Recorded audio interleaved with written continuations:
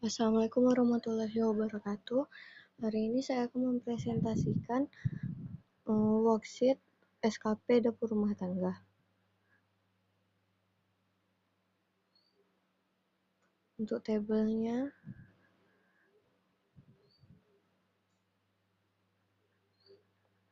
interpretasi penilaian SKP.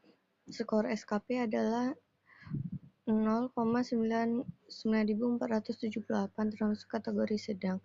Pembahasan. Pada penilaian penerapan SKP pada dapur keluarga, saya mendapatkan skor SKP 0,9478 yang dimana skor tersebut termasuk dalam kategori sedang. Pada bagian penilaian pemilihan dan penyimpanan bahan makanan atau PPB dapur keluarga, saya mendapatkan nilai maksimal di mana bahan makanan yang akan dimasak nantinya dalam keadaan segar dan tidak rusak dan tidak busuk. Selain itu, penyimpanan menggunakan wadah yang bersih, jauh dari tempat beracun atau kandang ternak, tertutup, bersih dan tidak terkena sinar matahari langsung.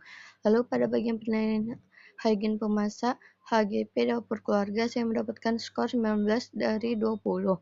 Bagian yang sudah terpenuhi yaitu pada bagian pemasak yang mengolah dan memproduksi makanan berbeda, sehat, berpakaian bersih, memakai alas kaki selama memasak, mencuci tangan sebelum dan sesudah memasak, menggunakan sabun cuci tangan setelah dari toilet, jika bersih tidak menghadap makanan, dan kuku pemasak selalu bersih dan tidak panjang. Sedangkan bagian yang tidak terpenuhi yaitu memasak tidak menggunakan penutup kepala selama proses memasak. Pada bagian penilaian pengolahan bahan makanan BPM dapur keluarga, saya mendapatkan skor 68 dari 74. Bagian yang sudah terpenuhi yaitu peralatan yang akan digunakan untuk memasak nantinya dalam keadaan bersih dan kering, sudah dicuci dan setelah digunakan dicuci kembali lagi, dikeringkan. Kemudian juga disimpan di tempat yang bersih dan jauh dari bahan beracun. Dapur memasak harus dalam keadaan bersih, kering, berventilasi cukup, jauh dari kandang ternak, air bersih, dan ada air bersih dengan wadah tertutup. Ada tempat sampah tertutup, pembuangan limbah lancar, tidak ada menu berbahaya di dapur. Jarak distribusi tidak jauh, pisau dan talena digunakan dalam keadaan bersih. Bahan makanan yang tidak dimakan tidak ikut dimasak. Bahan dicuci bersih, alat untuk meracik selalu bersih. Bahan yang sudah diracik segera dimasak. Jika makanan sudah matang, segera diangkat. Makanan disimpan di wadah yang bersih. Makanan dibungkus di pembungkus yang bersih dan tidak menggunakan wadah yang beracun atau dengan kertas bekas. Memegang makanan menggunakan alat, tidak menggunakan minyak yang goreng yang sudah 4 kali pakai, dan makanan menggunakan alat, tidak menggunakan minyak goreng. Untuk makanan rebus atau kukus menggunakan wadah tertutup. Dari semua hasil penilaian dapur keluarga saya, maka masukan yang dapat diberikan yaitu memberikan wawasan ataupun saran kepada pengelola dapur keluarga mengenai cara bagaimana mengelola makanan dan dapur dengan baik. Mulai dari memastikan kondisi dapur sudah bersih dan untuk digunakan, lalu juga membersihkan bahan makanan dan peralatan masak sebelum digunakan, menyediakan wadah untuk menyimpan maupun penyajian bahan makanan dan masakan yang sudah matang. Kemudian juga memastikan proses distribusi makanan dilakukan dengan baik.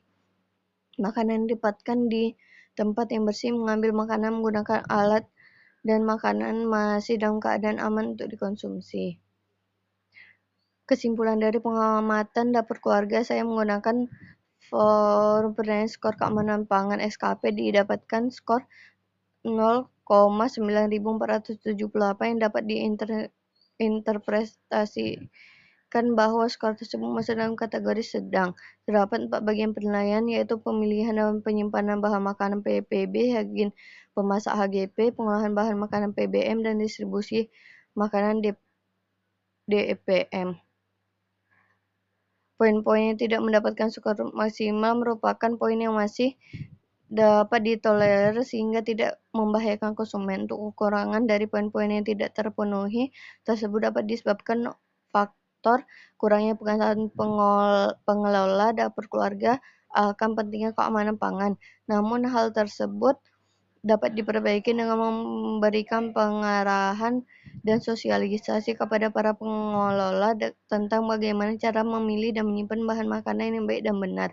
bagaimana kondisi kebersihan dapur dan peralatannya yang seharusnya bisa diterapkan, dan juga tata cara pendistribusian makanan yang benar agar makanan aman dikonsumsi oleh konsumen. Baik, sekian presentasi saya hari ini. Mohon maaf jika masih banyak kesalahan. Wassalamualaikum warahmatullahi wabarakatuh.